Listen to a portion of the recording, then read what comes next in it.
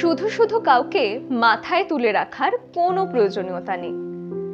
আর না প্রয়োজনীয়তা আছে আগ বাড়িয়ে চোখাচোখ বজায় রাখার।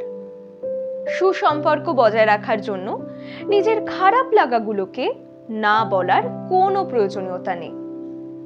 যে নাম্বারে মেসেজ করলে মেসেজ আসে না, ফোন করলে কণ্ঠস্বর শুনতে পাওয়া যায় না, খামোকা সেই নাম্বারটাকে মোবাইল ফোনে সেভ করে রাখার কোনো প্রয়োজনীয়তা নেই। আসলে ব্যাপারটা কি জানো তো, নিজের প্রাপ্য নিজেকেই বুঝে নিতে হয়। কতটা দিচ্ছ, তার বিনিময়ে কি ফেরত আসছে, এ বিষয়ে নিজেকেই চোখ বোলাতে হয়।